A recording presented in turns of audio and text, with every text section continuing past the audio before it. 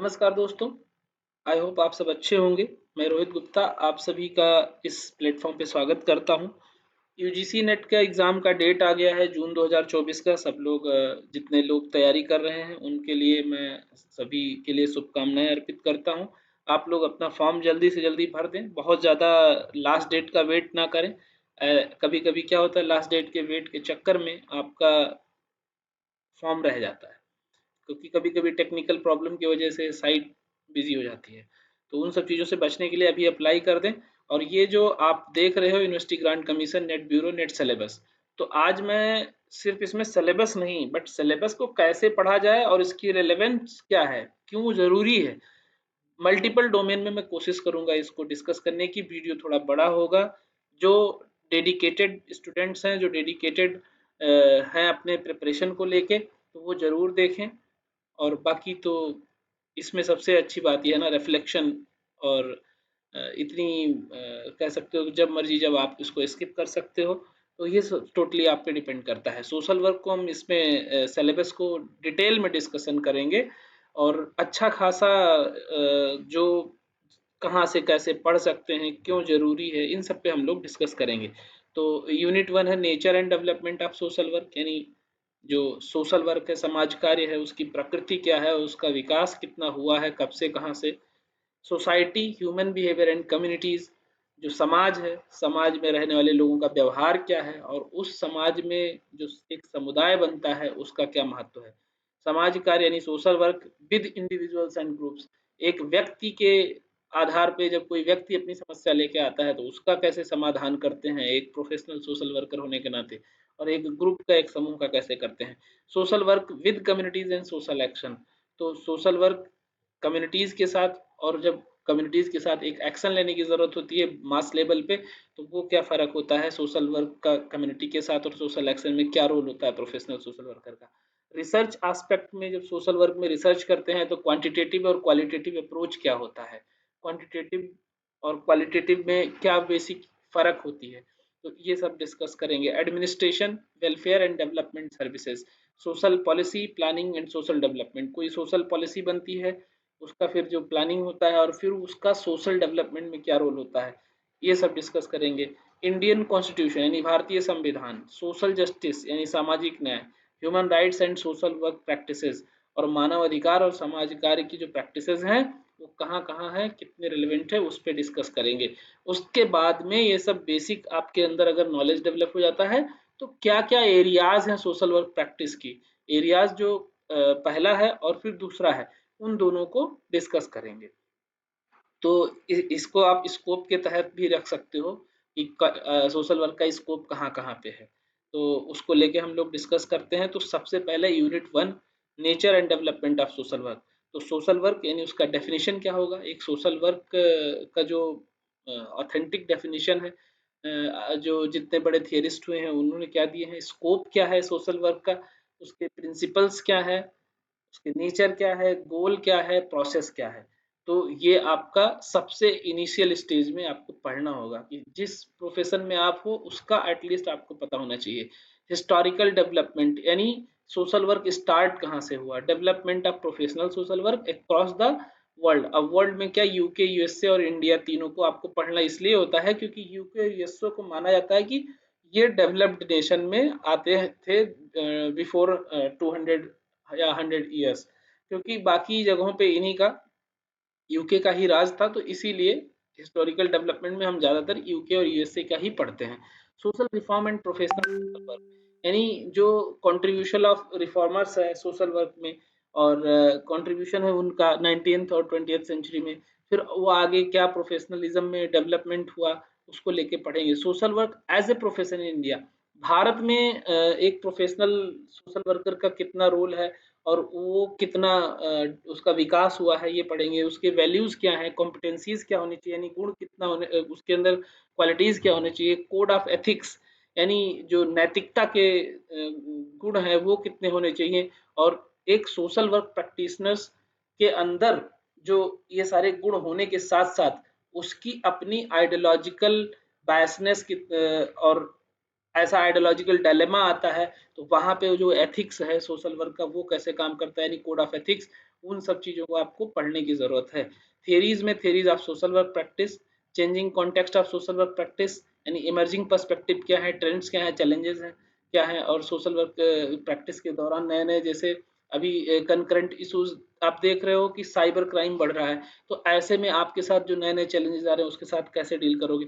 Social work practice in various setting मतलब family, family एक institution है, child and youth welfare, industry, older person, person with disabilities, environment, women and welfare, health care and disaster management. इतने सारे areas हैं जहाँ पे एक social worker की जरूरत पड़ती है। तो इन एरियाज को आपको पढ़ना पड़ेगा। आप फैमिली पढ़ने के लिए आपको सोशोलॉजी थोड़ी सी पढ़नी पड़ेगी। सोशोलॉजी में फैमिली क्या है, फैमिली इंस्टीट्यूशन कैसे बना, उसका एक चाइल्ड के नर्चरिंग में कितना बड़ा रोल होता है, ठीक है, फैमिली के और जो डायनेमिक्स हैं उनमें क्या, उनका क्या रोल होता है, ठीक है। तो ये एक अगर फैमिली को पढ़ोगे तो सोशोलॉजिकल एस्पेक्ट में डिफरेंट हो जाएगा, फिर जब आप उसको सोशल वर्क के एस्पेक्ट में पढ़ोगे तो डिफरेंट हो जाएगा, फिर आप उसको साइकोलॉजी के एस्पेक्ट में पढ़ोगे तो भी डिफरेंट हो जाएगा। साइकोलॉजी के एस्पेक्ट में पढ़ोगे तो जो साइकोलॉजिकल इश्यूज होते हैं फैमिली में प्रॉब्लम आने की वजह से, सपोज करो हस्बैंड और वाइफ के अपने रिलेशन में जो प्रॉब्लम होती है उसका उसके बच्चे पे क्या साइकोलॉजिकल इम्पैक्ट पड़ता है, उसको आपको साइकोलॉजिकल एस्पेक्ट में देखना पड़ेगा।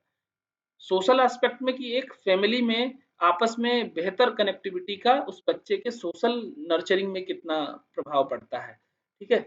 उसके साथ साथ फैमिली थेरेपी वगैरह जो हम करते हैं तो उसमें कुछ साइकोलॉजी यूज करते हैं, कुछ सोशोलॉजी यूज करते हैं, तो इसीलिए आपको अलग अलग डोमेन में पढ़ना पड़ेगा। अलग अलग डोमेन में पढ़ने के लिए अलग अलग किताबें नहीं पढ़नी है, जो किताब आपके पास है उसमें सारी चीजें दी होती हैं ऑलमोस्ट, बट आपको आपका थॉट ब्रॉड करना पड़ेगा। Family, child and youth welfare, industry, older person. अब आपको पता है जो वेलफेयर के लिए आप काम करते हो, वेलफेयर के लिए एक professional social worker social justice के लिए काम करता है, ठीक है। किसी को डिसेबिलिटी है तो उसका कैसे उसको पेंशन मिलेगा, कैसे उसको एड्स मिलेंगे, वो सारी चीज आप जो है करते हो। इंडस्ट्री में एक लेबर वेलफेयर ऑफिसर के तौर पे आप काम करते हो।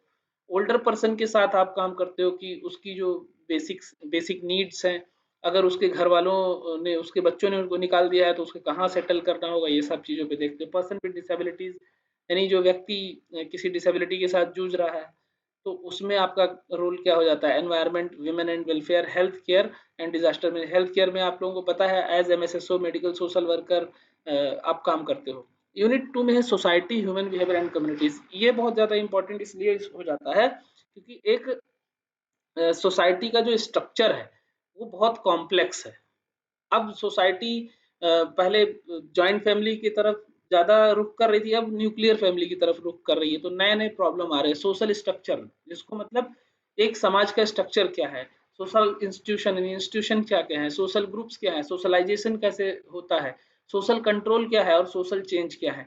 ये लगातार बदलाव होते जा रहे हैं जैसे-जैसे न्यूक्लियर की तरफ बढ़ते जा रहे हैं, जो मदर और फादर का जो पेरेंट्स का रोल था वो डिफरेंट होता जा रहा है, एक कल्चरल गैप आ रहा है, एक जनरेशन गैप आ रहा है, और सोशल इंस्टीट्यूशन के जो रोल थे, जो एक स्कूल का रोल था, एक जो फैमिली का रोल था, एक जो कम्युनिटी का रोल था, वो कैसे-कैसे शिफ्ट हो रहा है, कैसे-कैसे एक चार दीवारी में बच्चा नर्चर कर रहा है, और एट द टाइम ऑफ जब वो सोसाइटी में किसी पर्टिकुलर रोल के लिए आता है तो वो कैसे सरवाइव नहीं कर पाता, उन सब चीज़ों का इंटर कोरिलेशन है। ठीक है, एक बच्चा ऐसा है जो बचपन से एक जॉइंट फैमिली में रहा है, उसके चाचा, नाना, ताऊ, मामा, इधर-उधर के जो आस-पड़ोस के लोग थे, वो सब जो है उसके गलत व्यवहार पे डाँट देते थे, मार देते थे, और उसके घर वाले कभी उसका जस्टिफिकेशन लेके नहीं जाते थे, लड़ने नहीं जाते थे।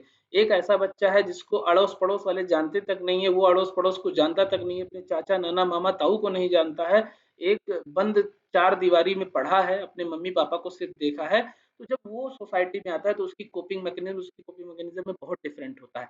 तो यहाँ पे आपको समझने की आवश्यकता है कि social structure, institution, groups, socialisation, social control, social change का कितना बड़ा इम्पैक्ट होता है एक बच्चे के, एक व्यक्ति के व्यक्तित्व को बनाने में।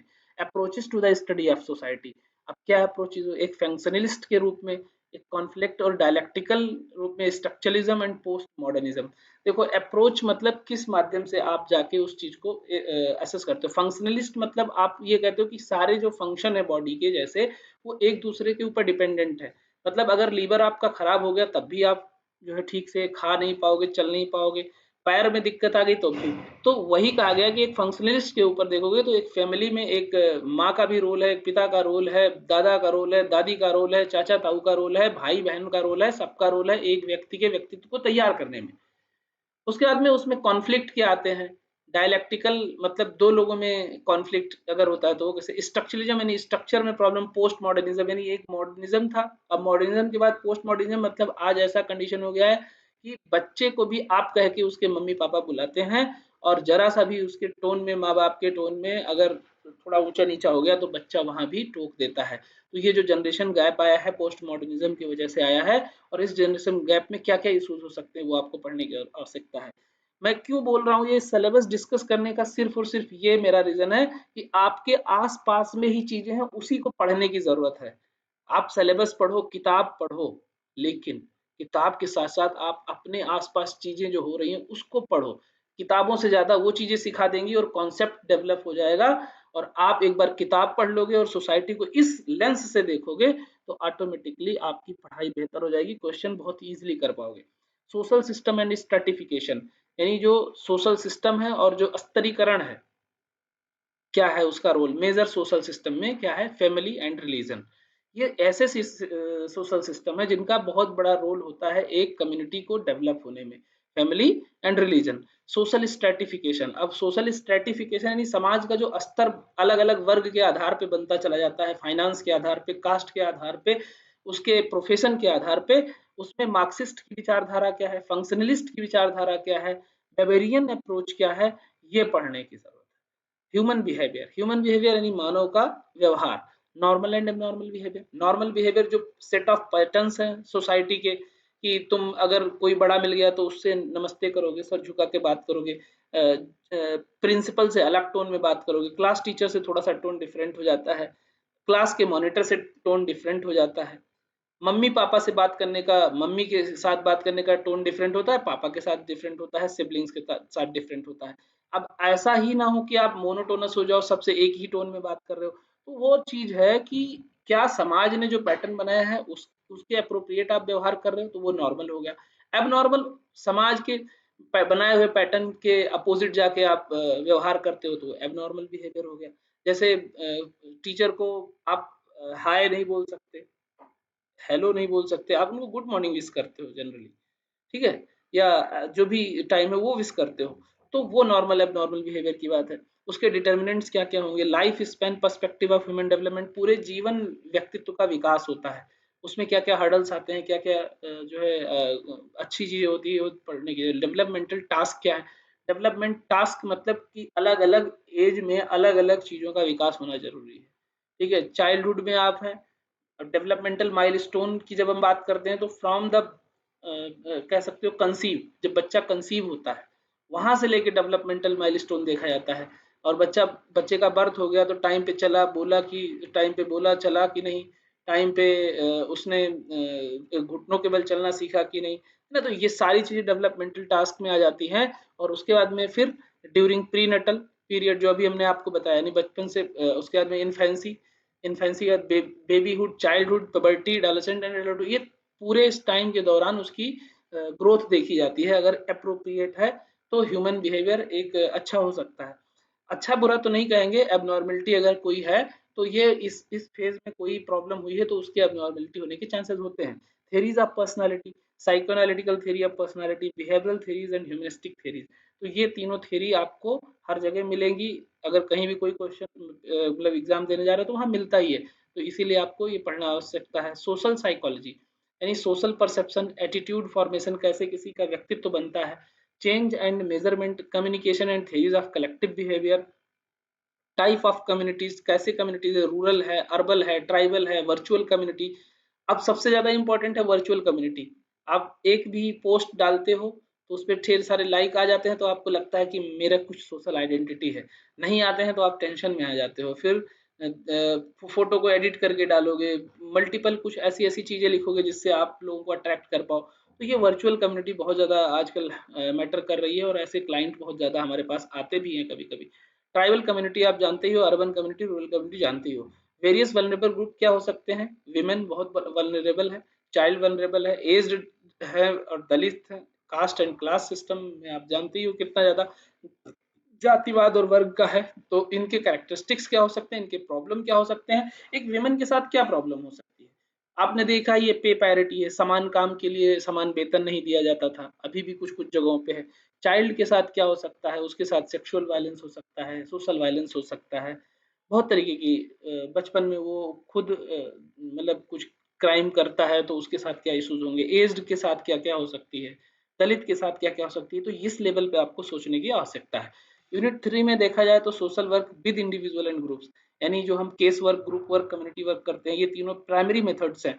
तो basic social case work concept, social role, social functioning, need assessment, adaptation, social environment, person in environment fit, principles and components. तो बेसिकली हम जो किस माध्यम से किसी जो है व्यक्ति के प्रॉब्लम का सॉल्यूशन ढूँढते हैं, उसका सोशल एनवायरनमेंट चेक करते हैं, वो व्यक्ति उस एनवायरनमेंट में फिट हो रहा है कि नहीं हो रहा है, उसके सोशल रोल क्या है, सोशल फंक्शनिंग क्या है, उसको ज़रूरत किस चीज़ की है, उसकी एडाप्टेबिलिटी किस क्या है, ये सारा चीज़ हम करते हैं। तो इस पूरे प्रक्रिया को जब इन पर्सन करते हैं तो वो केस वर्क हो जाता है।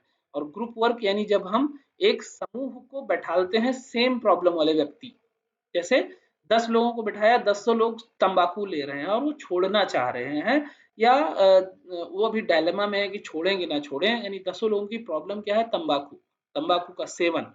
तो उनको कैसे छुड़ाया जाए, उनके अपने जो कुछ छोड़ चुके हैं, कुछ छोड़ने की कगार पे हैं, कुछ कम कर दिए हैं, तो वो उन्होंने जो अपने एक्सपीरियंसेस शेयर किए एक दूसरे से, तो उसी को हम ग्रुप वर्क बोलते हैं, ना कि ग्रुप में काम करने को ग्रुप वर्क बोलते हैं। तो सोशल केस और ग्रुप वर्क में बेसिक ये डिफरेंस है और आगे हम लोग बात करेंगे। Approaches to social case work practice, diagnostic and functional approach, problem solving, task centred and radical approach. Diagnostic and functional approach मतलब हम, जैसे आप डॉक्टर के पास जाते हो, तो डॉक्टर कहता है कि यार टाइफाइड है कि नहीं ये देखना पड़ेगा, तो ब्लड टेस्ट कराता है। तो ब्लड टेस्ट में अगर पॉजिटिव आ गया तो आपको कहता है कि विडाल पॉजिटिव आ गया, अब आप टाइफाइड हो, टाइफाइड है आपको, अब ये एंटीबायोटिक इतने दिन चलानी पड़ेगी।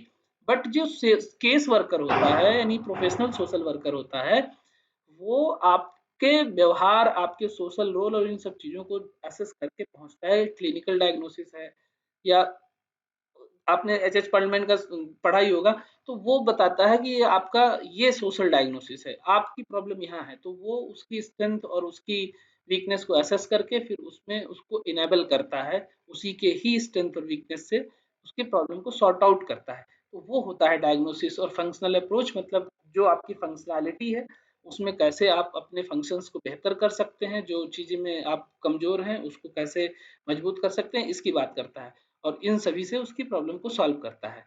Process and techniques of social case work क्या हो सकता है, phases of case work intervention क्या है, techniques of case work intervention क्या है, प्रिंसिपल्स क्या है इंटरव्यूइंग के और केस वर्क रिकॉर्डिंग के। ये ऑलरेडी हमने डिस्कस किया हुआ है एक वीडियो में, तो उसको आप लोग देख लेंगे तो बहुत अच्छे से, लेकिन मैं इन सब चीज़ों को कवर करने की कोशिश करूंगा। फिर है social group work. Group work का डेफिनेशन क्या है, करेक्टरिस्टिक्स क्या है, फंक्शन क्या है, ग्रुप स्ट्रक्चर क्या होता है, क्लासिफिकेशन क्या होता है ग्रुप का, और सोशल इश्यूज क्या होते हैं, डाइवर्सिटी एंड मार्जिनलाइजेशन क्या होता है। तो उसको हम लोग डिटेल में पढ़ेंगे। बट बेसिकली यही है कि एक सेम प्रॉब्लम लेके जो लोग साथ में आते हैं, उनको बिठा के एक दूसरे की प्रॉब्लम से दूसरे की प्रॉब्लम को सॉल्व करने के लिए उनके अंदर स्ट्रेंथ डेवलप करना, उनके अंदर अप्रोच डेवलप करना ही सोशल ग्रुप वर्क होता है। और उसमें जो प्रोफेशनल सोशल वर्कर होता है, उसका रोल सिर्फ और सिर्फ एक जज का होता है। वो चीज़ों को इतना देखता है कि कोई बियॉन्ड द बॉक्स जाके बात ना करे, डिरेलमेंट ना हो टॉपिक का, और वो लोगों को कनेक्ट रखे। Social group work process and group dynamics.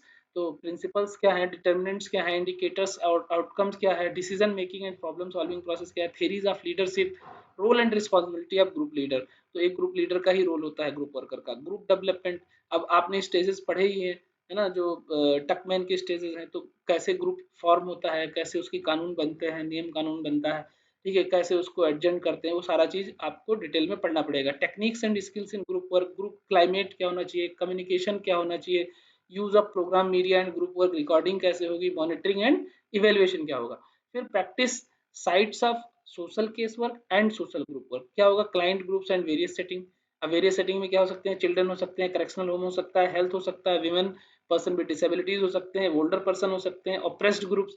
Oppressed groups मतलब जिनके साथ कोई घटना हो गई हो, जो बहुत दबे कुचले हैं, religious minorities, person who are gay and lesbian and other socially and economically disadvantaged group। तो जो बहुत ही डिप्राइव्ड हैं सोशली, जिनको कट ऑफ फील कराया जाता है, उनके साथ भी ये आप प्रैक्टिस कर सकते हो ग्रुप वर्क का। यूनिट 4 की बात करें तो social work with communities and social action. तो कम्युनिटी ऑर्गेनाइजेशन कॉन्सेप्ट क्या है, उसका डेफिनेशन क्या है, स्कोप एंड हिस्टोरिकल पर्सपेक्टिव क्या है, इंडिया में उसका क्या पर्सपेक्टिव है, यूके यूएसए में क्या है, the role of community based organisation, human capital and social capital. तो एक ह्यूमन कैपिटल और सोशल कैपिटल क्या होता है, इसकी बात करेंगे। प्रोसेस ऑफ कम्युनिटी ऑर्गेनाइजेशन क्या है, स्टेप्स क्या है कम्युनिटी ऑर्गेनाइजेशन के, मेथड्स, प्रिंसिपल, स्किल्स, एजम्पशंस क्या है, रिकॉर्ड मेंटेनेंस क्या होता है कम्युनिटी ऑर्गेनाइजेशन में, एनजीओ का क्या रोल होता है एंड कम्युनिटी ऑर्गेनाइजेशन, मतलब कम्युनिटी ऑर्गेनाइजेशन में एक एनजीओ के इन्वॉल्वमेंट का क्या रोल होता है, approaches in community organisation practice, उसके मॉडल्स क्या है, स्ट्रेटजीज क्या है, role and community based organisation, leadership development and leaders, building partnership and coalitions, social action and social movement. तो सोशल एक्शन सोशल मूवमेंट क्या चीज होता है, उसकी कॉन्सेप्ट क्या है, हिस्ट्री क्या है, सोशल एक्शन क्या है, as a method of social work उसका क्या रोल होता है। तो देखा जाए टोटल 6 मेथड्स हैं, उसमें से सोशल एक्शन एक मेथड है। अब सोशल एक्शन को कभी कभी सोशल मूवमेंट बता देते हैं, बट सोशल मूवमेंट वही होगा जो पॉजिटिव होगा, ऐसा नेगेटिव को सोशल एक्शन में नहीं काउंट किया जाता है। यानी सोसाइटी के वेलबींग के लिए जब हम मास लेवल पे लोगों को इकट्ठा करते हैं with effective communication with their problem assessment, उनके प्रॉब्लम के सॉल्यूशन के लिए या किसी कुरीति को दूर करने के लिए, तो उसे सोशल एक्शन कहते हैं। मॉडल ऑफ सोशल एक्शन क्या होगा, कंसेंटाइजेशन मॉडल ऑफ पॉल फ्रीरे। अब ये यहीं पे एक क्वेश्चन का आंसर मिल गया है, कंसेंटाइजेशन मॉडल किसका है, पॉल फ्रीरे का। रोल ऑफ आइडियोलॉजी क्या है, सॉल एलिंस्की क्या कहते हैं, radical as a radical community organiser, liberation theology क्या है। फिर सोशल मूवमेंट्स की बात करते हैं, ओरिजिन क्या होता है सोशल मूवमेंट्स का, उसका नेचर कैसा होता है, टाइप ऑफ मूवमेंट कैसे होते हैं, यानी जो आंदोलन होता है उसका प्रकार क्या होता है, theories of movement and new social movements क्या होते हैं, social movement, social action and social change क्या होता है, movement analysis, ideology, structure, leadership, process and outcomes, analysis of ideology and approach of Gandhian, Martin Luther king junior and French Fanon. तो ये इतने जो थेरिस्ट है इनको भी पढ़ना पड़ेगा कि इनका सोशल मूवमेंट करने का, क्योंकि गांधी जी ने भी बहुत बड़े बड़े सोशल मूवमेंट किए, मार्टिन लूथर किंग जूनियर ने भी बहुत बड़े बड़े मूवमेंट किए हैं, और फ्रेंच फैनन ने भी किए हैं। तो उनका कैसे लोगों को इकट्ठा कर लेते थे, इतने मास लेवल पे पूरे पूरे देश के लोग इकट्ठा हो जाते थे, तो कैसे, तो वो चीजों को लेके स्टडी करना है। यूनिट 5 है research in social work, quantitative and qualitative approach. Quantitative जिसमें हम सिर्फ नंबर्स लेते हैं, डेटा कलेक्ट करते हैं, उस सिर्फ क्वांटिटेटिव यानी करते हैं, और एक होता है क्वालिटेटिव जिसमें हम इंटरव्यू करते हैं, जिसमें हम क्वांटिटेटिव और क्वालिटेटिव में फर्क ये समझ लो, जो क्वांटिटेटिव होता है वो होता है क्लोज एंडेड क्वेश्चन, और जो क्वालिटेटिव होता है वो ओपन एंडेड क्वेश्चन होता है। क्वांटिटेटिव में ये हो गया कि आप आपके कितने बच्चे हैं, उसने बोला 4। क्वालिटेटिव में होता है कि आप अपने जीवन से, आप अपने पारिवारिक जीवन से कितना सेटिस्फाइड है, तो वो उसके पास एक ओपन हो गया, वो कुछ भी बता सकता है, लंबा डेफिनेशन दे सकता है, उसको एक्सप्लेनेशन दे सकता है। तो क्वांटिटेटिव एंड क्वालिटेटिव में सबसे मेजर चीज ये फर्क है।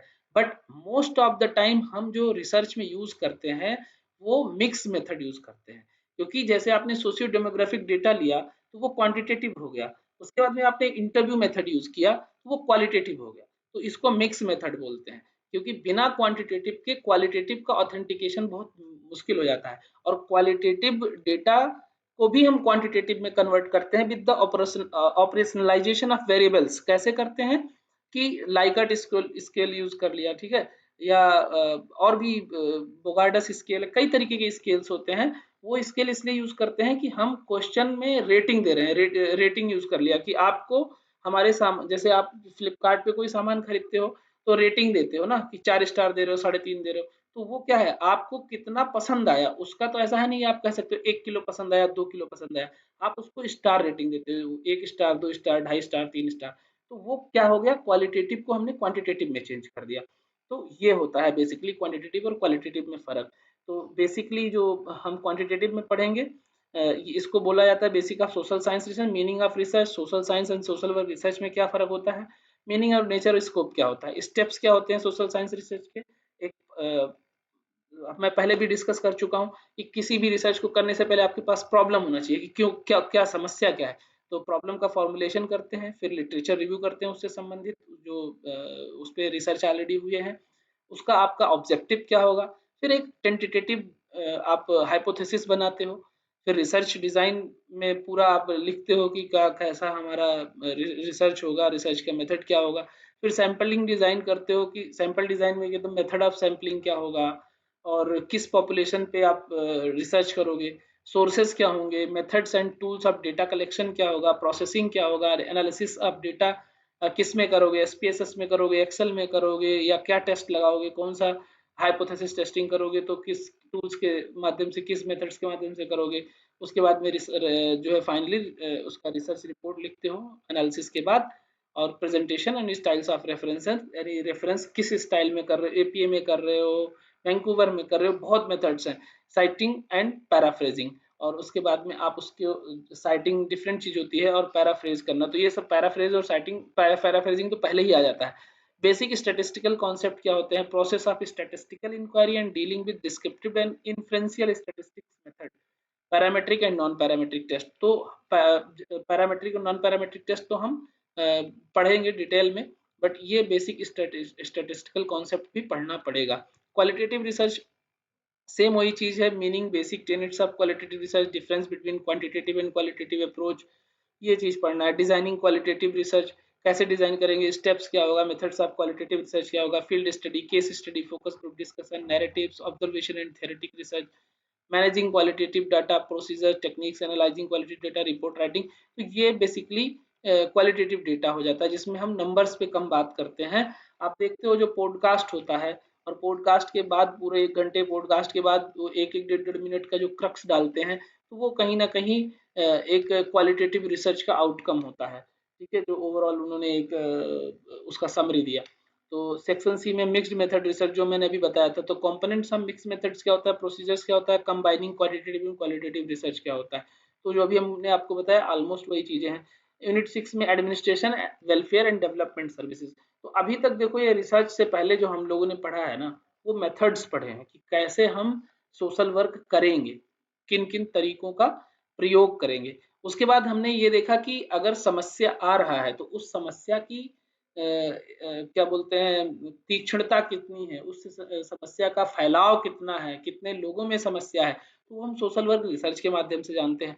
अब देखो यहाँ पे आ जाएगा कि जो एजेंसीज हैं उनको हम कैसे डेवलप करें, उनका एडमिनिस्ट्रेशन कैसे करें, वेलफेयर कैसे करें, उससे रिलेटेड मैनेजमेंट से रिलेटेड चीजें आ जाएंगी। तो सोशल वेलफेयर एडमिनिस्ट्रेशन में meaning, history, principle, nature and type of organisation, type of administration क्या होगा, distinction between social welfare administration, public welfare administration, social security administration, registration of welfare agencies कैसे होंगी, laws relating to societies, trust, non profit organisation, challenges, structure of social welfare administration क्या होगा, service provider होगा, administrative structures पे focus करेगा, organisation management and institutional welfare services के लिए होगा।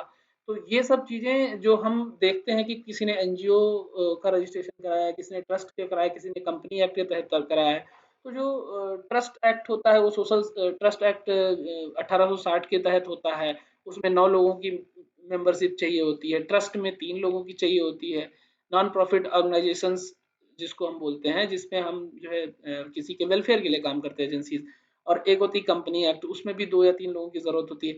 तो इस तरीके से उनका अलग अलग फंक्शनिंग होता है, थोड़े थोड़े उसमें स्ट्रक्चरल चेंजेस होते हैं, तो वो पढ़ने की आवश्यकता होगी। कंपोनेंट्स ऑफ एडमिनिस्ट्रेशन क्या होगा, planning, coordination, staff recruitment, training and development, recording and documentation, budgeting, monitoring and evaluation, post carb इसमें सबसे इंपॉर्टेंट है कंपोनेंट्स ऑफ एडमिनिस्ट्रेशन में, ठीक है, तो पोस्ट कार्ब हम लोग पढ़ेंगे। Strategy and mechanism of administration, fund raising and resource mobilisation, सबसे ज्यादा होता है कि आप फंड कहाँ से लेके आओगे, तो फंड के लिए आप लोगों को पता है सीएसआर, कॉर्पोरेट सोशल रिस्पॉन्सिबिलिटी 2% होता है, जो कि बड़ी बड़ी कंपनियां या ऐसे लोग जो अपने कमाई का 2% जो है डोनेट करते हैं, तो वो कैसे आप मैनेज करोगे। Unit 7 social policy, planning and social development, social policy किस लिए बनाई जाती है, सोशल सोसाइटी में रह रहे लोगों के वेलफेयर के लिए, तो वो उसका कॉन्सेप्ट क्या होगा, उसका गोल क्या होगा, स्कोप क्या होगा, context and model of social policy क्या होगा, अप्लीकेबिलिटी इन इंडियन कॉन्टेक्स्ट, उस पॉलिसी की इंडिया में अप्लीकेबिलिटी कितनी होगी, ये चीज बनाने की जरूरत पड़ी। हिस्टोरिकल डेवलपमेंट, उसका किसी भी सोशल पॉलिसी बनी है तो पहले कब बनी थी, उसके क्या क्या ये जो है प्रॉब्लम हुए, उससे कितने लोगों को फ़ायदा हुआ, कितने लोगों को नुकसान हुआ, ये देखने की आवश्यकता होती है। प्रोसेस ऑफ पॉलिसी फॉर्मुलेशन, जब कोई पॉलिसी बनती है तो उसकी प्रोसेस क्या होता है? Determinants and steps, approaches to social policy formulation, impact of changing political scenario in a country.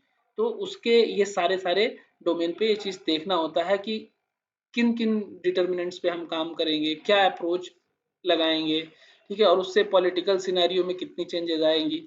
Social planning concept, objective, scope, model, inter relationship between social and economic planning, social planning in India.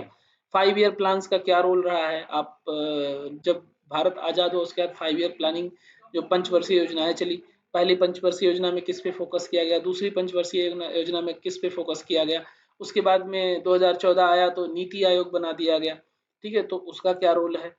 वो दोनों है तो same चीजें, but सिर्फ नाम change हुआ है, तो उसमें अलग अलग पंचवर्षीय योजना में अलग अलग चेंजेस हुए हैं, तो वो भी थोड़ा सा पढ़ना पड़ेगा। सोशल डेवलपमेंट क्या होगा, पॉजिटिव नेगेटिव डायमेंशंस क्या होंगे, कॉन्सेप्ट क्या होगा, मॉडल क्या होगा, थीरीज क्या होगी, हिस्टोरिकल और सोशल कॉन्टेक्स्ट ऑफ डेवलपमेंट क्या होगा, सस्टेनेबल डेवलपमेंट यानी ऐसा विकास जो हमारे आने वाले पीढ़ियों के लिए उस रिसोर्सेज खत्म ना हो जाए, तो सस्टेनेबिलिटी बहुत ज्यादा इंपॉर्टेंट होगा। कॉन्सेप्ट क्या होगा, स्ट्रेटेजी क्या होगा, क्रिटिकल इश्यूज क्या होंगे, सेलियन फीचर्स क्या होगा सोशल डेवलपमेंट का, अप्रोचेस टू सोशल डेवलपमेंट क्या होंगे, सिमिलैरिटीज डिफरेंसेस क्या होंगे, स्ट्रेटेजिक डेवलपमेंट के गोल क्या होंगे, human development index and indicators of policies and programmes.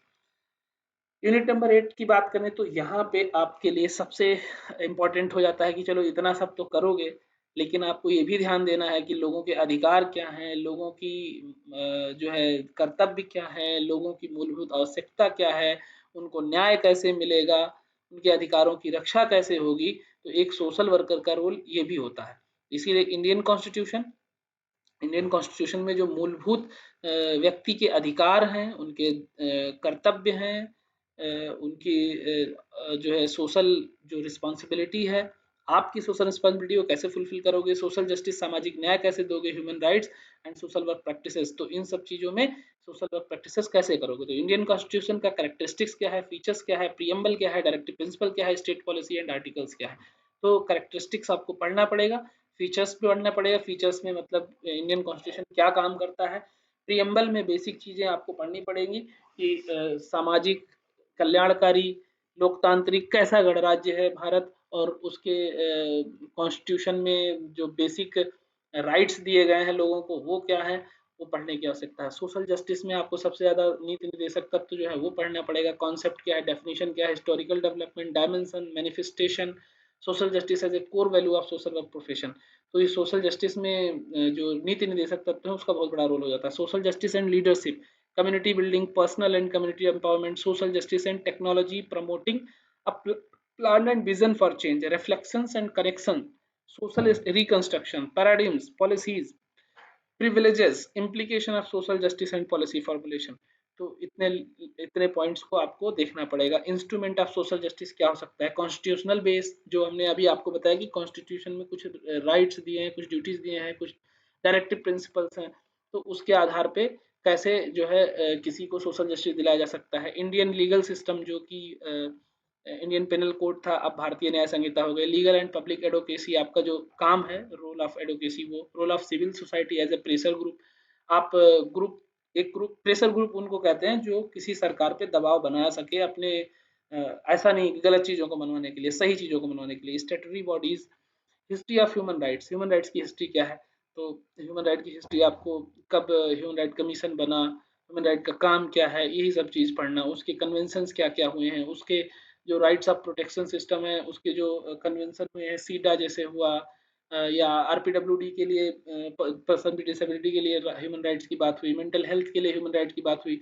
तो अलग अलग कन्वेंशन का क्या रोल रहा है एक्ट बनने में इंडिया में। Human right and social work, code of ethics of social work and protection of human rights perspective in social work practice, ethnic sensitivity practice, यानी किसी के एथनिसिटी पे आप क्वेश्चन नहीं, एथनोसेंट्रिज्म जो आता है कि आप अपने जो है कल्चर को बहुत बड़ा चढ़ा के प्रेजेंट कर रहे हो, अपने पे ज्यादा प्राउड कर रहे हो, दूसरे को हीन भाव से देख रहे हो, तो वो सब चीज यहाँ पढ़ने की आवश्यकता है। फेमिनिस्ट प्रैक्टिस यानी महिलावाद जो प्रैक्टिस है। Social work with diverse groups, तो मल्टीपल ग्रुप्स के साथ आपको क्या रोल हो जाता है। Violation of human right and social work practice, तो अगर कहीं ह्यूमन राइट का वायलेशन हो रहा है तो आप वहाँ कैसे अप्रोच करोगे? Social work with the victims of human right violation and human rights activism, role of UNHCR, United Nation human right commission करके है UNHCR, national human rights commission and international human right agencies.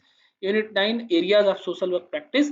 अब देखो, अभी तक तो आपने methods पढ़ लिए, आपने ये पढ़ लिया कि कौन से अधिकार कहाँ पे हैं जिससे आप सोशल जस्टिस के लिए काम कर सकते हो। अब असली क्षेत्र है जहाँ पे आपको काम करना है। Areas of social practice 1 unit 9।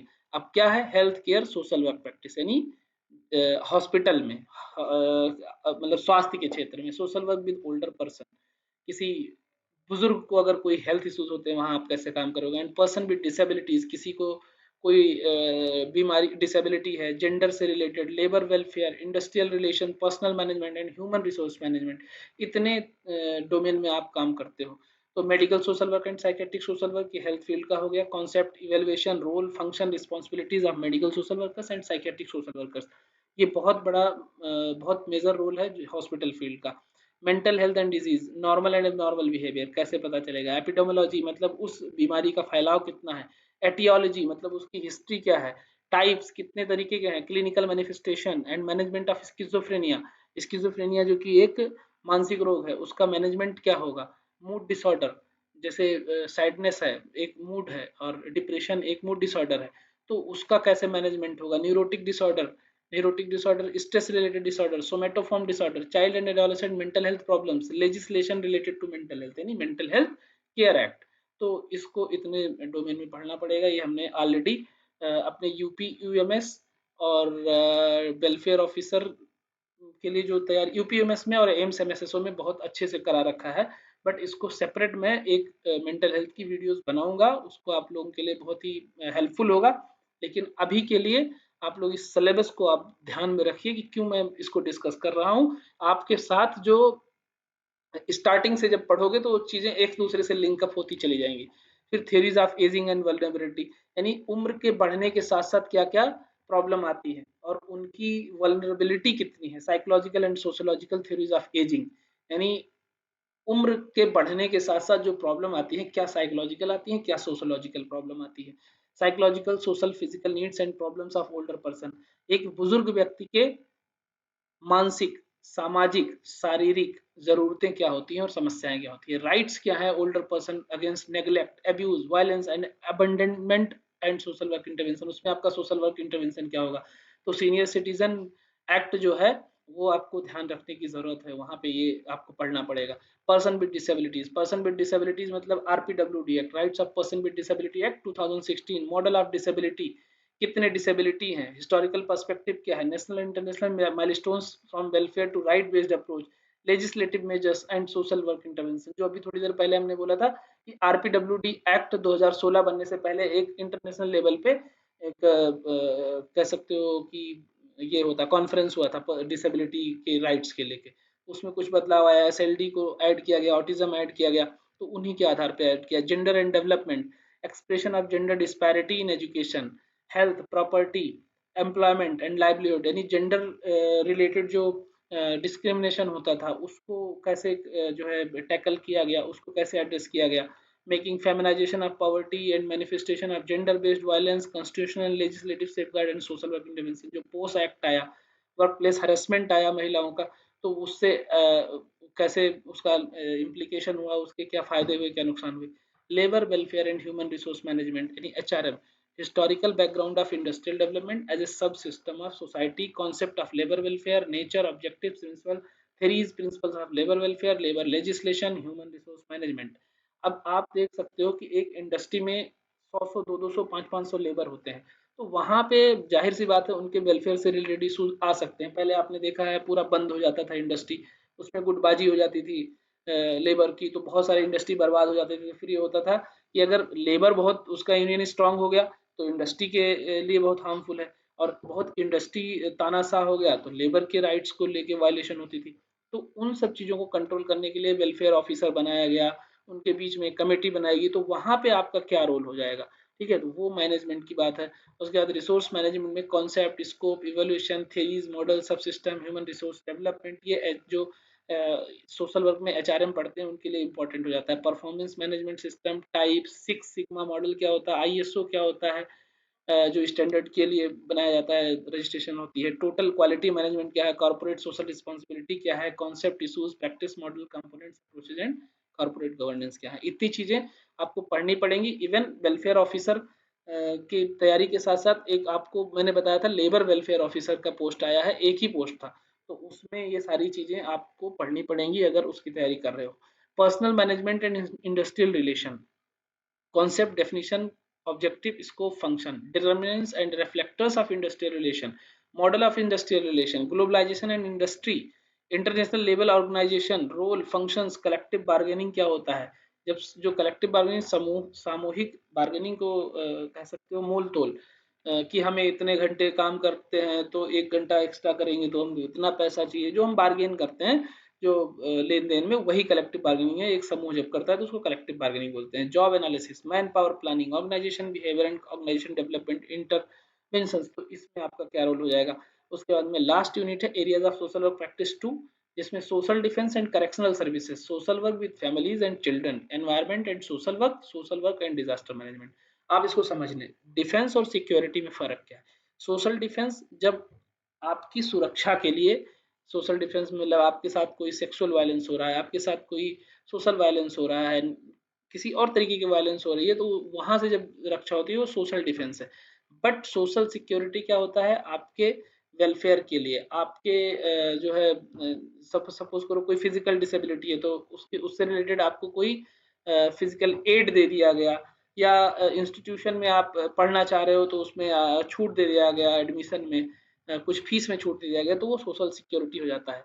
या जितने भी पेंशन स्कीम्स हैं वो सब सोशल सिक्योरिटी में आएंगे। ठीक है, तो ये सोशल डिफेंस और सोशल सिक्योरिटी में फर्क हो गया। एंड करेक्शनल सर्विसेज मतलब जहाँ पे लोगों लोगों इन द सेंस की जो जुवेनाइल है सबसे ज्यादा उनको रखा जाता है बिलो 18 को, अगर कोई गैर कानूनी काम करते हैं तो उन्हें माना जाता है कि वो अभी बच्चे हैं, बच्चों में इतनी समझ नहीं होती है सही गलत का, तो अगर वो कोई गलत व्यवहार सीख गए हैं तो उनको करेक्शनल होम में रखा जाएगा, शेल्टर में रखा जाएगा, और वहाँ पे उनकी काउंसलिंग होगी, करेक्शनल सर्विसेज प्रोवाइड कराई जाएंगी। तो उसमें एक सोशल वर्कर का क्या रोल होता है, social work with families and children, परिवार के साथ और बच्चे के साथ क्या काम करोगे, एनवायरनमेंट क्या होगा, और डिजास्टर मैनेजमेंट आपका क्या रोल होगा। तो सोशल डिफेंस मतलब कॉन्सेप्ट क्या है, सोशल डिफेंस का फिलोसफी क्या है, चेंजिंग डायमेंशन क्या है, children in need of care and protection, juveniles in conflict with law, street and working children and young offenders, probation and parole, emerging issues in social defence. तो ये देखो हमने सारी ये चीजें जो है ऑलरेडी वेलफेयर ऑफिसर वाले उसमें पूरा डिस्कस किया है डिटेल में, तो वहां से आप देख सकते हो। Legislation and criminal justice system क्या है, JJ act, juvenile justice care and protection of children act 2000, immoral trafficking prevention act 1986, probation of offenders act 1958, beggary prevention act, narcotic drugs and psychotropic substance act 1986, prison act and criminal justice system. ये सारी चीजें welfare officer के तैयारी में हमने discuss किया हुआ है, वहां से आप देख सकते हो। और नहीं तो इसके लिए हम जब पढ़ाएंगे तो फिर से सेपरेट बनाएंगे video. Social work with families, families के साथ क्या है, फंक्शंस क्या है, फैमिली का डेवलपमेंटल स्टेजेस क्या है, फैमिली पैटर्न्स क्या है, family dynamics and theoretical models of family functioning क्या है, सर्कमफ्लेक्स मॉडल क्या होता है, मैकमेस्टर मॉडल एंड स्ट्रक्चर मॉडल क्या होता है, सोशल वर्क इंटरवेंशन क्या होता है फैमिली के साथ, child development concept, philosophy and historical context, state of children in India, demographic profile, education and protection, policies and programs for children क्या है, कॉन्स्टिट्यूशनल प्रोविजंस जो है, नेशनल पॉलिसी एंड चिल्ड्रन है, international perspective and UN convention and rights of children, programs and legislative measures related to female foeticide, adoption, foster care, guardianship and child marriage and social work intervention। environment and social work में हम जो भी consequences होते हैं, जैसे वातावरण प्रदूषण के लिए बहुत सारी एजेंसीज हैं जो काम कर रही हैं प्रोटेक्शन के लिए, causes and consequences, differential impact on women, poor marginalized groups, ये एनवायरमेंट सोशल वर्क का मतलब फैमिली एनवायरमेंट का है, मैं वो जो बता रहा था वो अलग था। causes and consequences, differential impact on women, poor marginalized groups and indigenous populations, environment in human right perspective, environmental movements and social work intervention, the management, protection, promotion of the environment। अब यहाँ पे environment की बात आ गई। social work and disaster management, जो कोई आपदा आती है तो उसमें सोशल वर्कर का क्या रोल होता है। Disaster related concept of definition, hazard, risk, vulnerability and disaster, different forms of natural and man-made disasters, impact of disaster and disaster management initiatives, pre and post disaster intervention। तो pre and post क्या हम करते हैं, उस पे हमारा role क्या होता है, इस पे हम लोग का इसमें जो है पढ़ने की आवश्यकता होगी। तो इस तरीके से पूरे 10 यूनिट हमने आपको बता दिए हैं कि क्या है, कैसे पढ़ना है और क्या मूलभूत चीजें हैं जो उस पर फोकस करना है। यानी सबसे पहले आपको इतिहास पढ़ना है सोशल वर्क का, हिस्ट्री क्या रही है, क्यों जरूरत पड़ी, वो उसमें जो है क्या क्या चेंजेस आए टाइम टू टाइम। फिर उसके बाद में फैमिली क्या है, फैमिली में जो बच्चा रह रहा है उसका क्या रोल है, फैमिली के लोगों का क्या रोल है।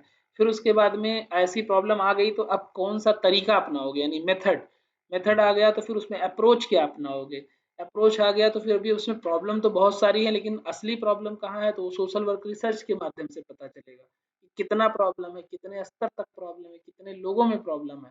ठीक है, उसके बाद में हमारे पास जब ये स्किल डेवलप हो जाएगा, मेथड्स आ जाएंगे, अप्रोचेज आ जाएंगे, समस्या का पता चल जाएगा कि यहाँ यहाँ समस्या है, फिर हम सोशल पॉलिसीज बनाते हैं। सोशल पॉलिसीज को बनाने के बाद फिर उसको हम कैसे इम्प्लीमेंट करेंगे, उसके लिए हमें ऑर्गेनाइजेशन, एनजीओ की जरूरत पड़ेगी, एजेंसीज की जरूरत पड़ेगी, और फिर उसके बाद हम जो प्रॉब्लम है उस पर काम करेंगे। जो सोशल प्रॉब्लम है वो बच्चों के साथ भी हो सकता है, बूढ़ों के साथ हो सकता है जो मार्जिनलाइज्ड है। तो इस तरीके से आपको अप्रोच करना पड़ेगा पढ़ने के लिए, तो थोड़ा बेहतर तैयारी होगा। मुझे लगता है आप लोगों को ठीक ठाक समझ में आया होगा। अगर इससे संबंधित कुछ क्वेरी है तो आप लोग पूछ सकते हैं, और कमेंट बॉक्स में मुझे मैसेज कर सकते हैं या टेलीग्राम पे आके मुझे मैसेज कर सकते हैं। जितने लोगों ने सब्सक्राइब किया है उनके लिए बहुत बहुत धन्यवाद। नहीं सब्सक्राइब किया है तो सब्सक्राइब कर लीजिए, अपने दोस्तों में शेयर जरूर कीजिए, और मैं अपना पूरा प्रयास करूंगा कि इस पूरे टॉपिक को मैं कवर करूं। और कोशिश रहेगा यार, बड़ा बड़ा वीडियोस होगा, छोटे छोटे वीडियोस मैं नहीं बना पाऊंगा, बहुत ज़्यादा छोटे वीडियोस बनाने के चक्कर में मेजर मेजर पॉइंट्स मिस हो जाते हैं। तो कोशिश करूंगा कि ज़्यादा से ज़्यादा कवर हो पाए। मिलते हैं फिर नेक्स्ट वीडियो में। Thank you.